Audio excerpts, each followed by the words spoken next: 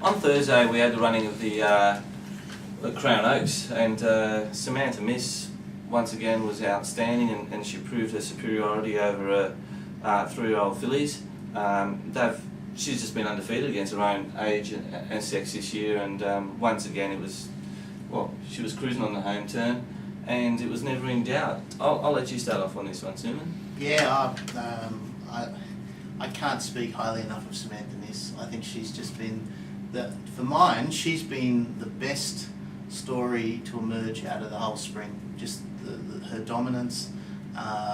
She's just so good in so many different ways. She's a filly that she's push button. You know, like she does everything right. She's got good gate speed. If you want to use it, you can go forward. She comes back underneath the jockey. When he asks her to go, she just goes, and when she goes, her acceleration is just blinding. She just puts 3 lengths on them in a flash. I've said for a long time I think she's the best filly that we've seen since Sunline. I know a lot of people say, well, what's the big deal about that? We haven't seen much. But no, we've had some nice 3-year-old fillies. Well, I say Sunline. that with a lot of thought in going into her record and going into what she is, and also what I believe she's going to do in the future. As we know, there's not a huge dearth of quality stayers around, so I can just see her. I think Chris Lees has got switched on. He's going to place her very well in the autumn. She'll dominate again, and then he'll probably expose her to Wait for Age in the spring. She may run in a race like the Doncaster during the autumn, but I think he'll probably go for the Oaks. I'd run in a Doncaster. Yeah, well, maybe you could do that, but I think he can win another Oaks with her, and then. What's the value in that? I don't see the value. Did you hear his quotes after? He said, "You're only a 3-year-old filly once." So yeah, it's a good point. It's a good point. I mean, 3-year-old fillies can win a Doncaster skating on it as a 3-year-old, and I think Samantha Miss is a much better filly than skating. So you know, it's possible. They've got a lot of different options. And I think she'll be coming back next year, and if she's in form, she's going to be a hell of very hard to beat in anything she contests. So she's a star, and I'm not saying she's a champion.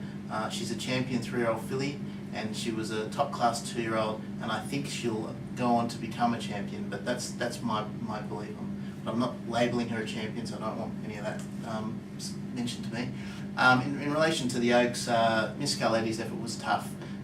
She's a real grinding sort of a mare, and has a real stayer's pedigree, so I thought her effort was tough.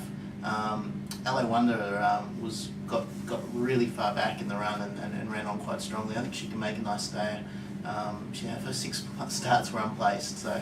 But she's emerged this last couple of starts from nowhere, hasn't she? She's really come along. She has. She was actually quite an expensive yearling, and I think that you know, she's kind of like a Zaza Bell to me. Like, she could go on and become a nice staying filly. The only other one I'll talk about is Think Money. I thought she was also good run. She was actually quite unlucky. She was blocked quite a few times in the straight. Okay, Matthew. Look, there's not much for me to, I suppose, add to that. She's an outstanding filly, clearly dominant over the others of her generation. I just think, as you seem to have certainly done, just it needs to be all kept in perspective until she's tested against older horses and males, at least of her 3-year-old year. At weight for age level, which she was given the chance to in the Cox Plate and was beaten. So, but you know, that's certainly nothing to go off because she's a spring 3-year-old. The Cox Plate isn't a 3-year-old fillies race. So, when I doubt she'll get her chance in the autumn either. It sounds like Lees wants to keep her to the Oaks, and the only possible barrier that will be put in front of her is the Derby, which will be interesting to see how she runs in that. Miss Finland, I think, failed in that when she was tested, albeit on a slow track. But yeah, I'm really looking forward to seeing her tested against some of those better horses in open company, because that is the great barrier for 3-year-old fillies, champions or not.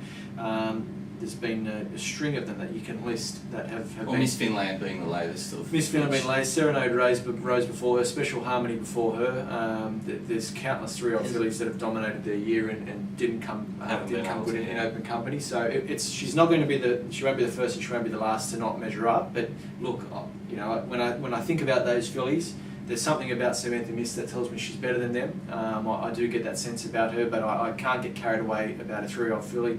You just get excited too often about these, you know. And I think I was remembering Dazelle, the way she won the AJC Oaks not anywhere near as dominant as Samantha Miss, but you would have thought that if any stayer was going to come out of an Oaks, it was going to be her that year, and she's just disappeared after that race. So for me, that's the guarded perspective I give to all. Just say one thing on that quickly. Yeah. The difference with all those is she was a top class 2-year-old. She won the Champagne, so she's ahead of 90% of those fillies. Miss Finland's the only one that was a slip winner. Yeah. Miss Finland was a non-stayer, and she won the Oaks as a non-stayer, so sat and sprinted. This is a filly that has more stout pedigree and has more scope. So it's a different comparison to all of those horses. Look, granted, she perhaps has the more staying potential out of all of them. I still don't necessarily don't think that that's a key to her success in Open Company, the fact that she'll stay.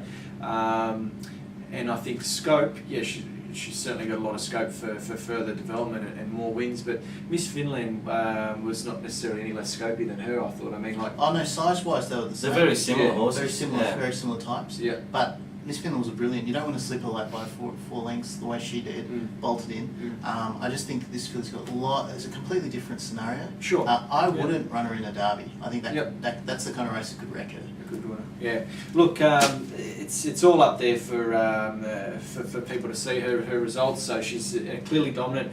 I guess comparing her to some of the other 3-year-olds, I do think she's probably the best 3-year-old filly we've seen since Sunlight. I think you can only say since. I was looking back over Sunlight's record the other day actually, and she was winning these those lead-up races that Samantha Miss has been winning by 4.5, 5, 6 lengths, all that sort of thing. And as we know, then the autumn came back and was favourite, 3-year-old filly favourite in the Doncaster and bolted away. I still remember her winning it. Up to this point, Samantha Miss has a superior record to Sunlight. She would, because she won a Group 2 as a 2-year-old. Group 1 as a 2-year-old. Sorry, Group 1 as a 2-year-old, I meant to say, sorry. And also placed in a Cox Plate.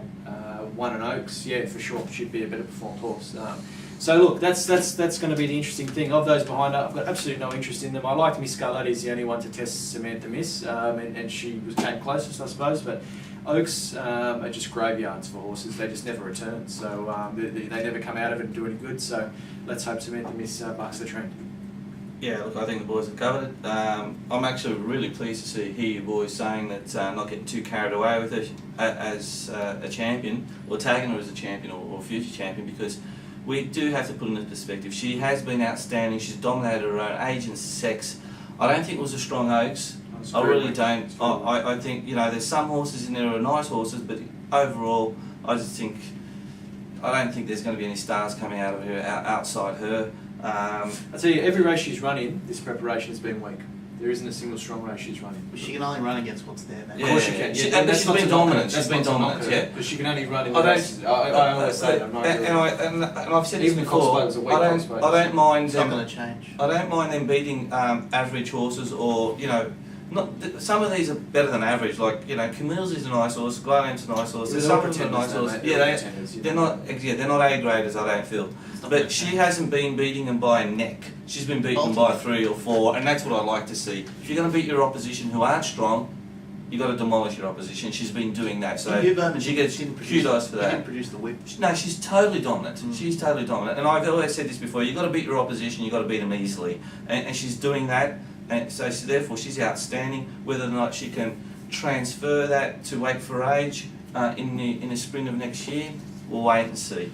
But it is one other thing I do want to point out. It's interesting to see, and this is what I love, that the first and second horses across the line are out as Zabille mares. No, he's become fantastic, isn't it? Champion brood mares. And that's what we need. And what about the Reduce Zabille or the Danehill Zabille cross anyway? It's fantastic. Well, the Reduce Choice Zabille cross is an outstanding cross, Matty. And when you put great and great, you're giving yourself a good chance. It does seem to complement each other very well. I think Cummings said put the best of the best and hope for the best. So, yeah. Well, we've seen that not happen on many occasions. $4 million yearlings running around at like Stony Creek Maidens. But I think we've covered the Oaks. We'll see what happens in the autumn. Thank you.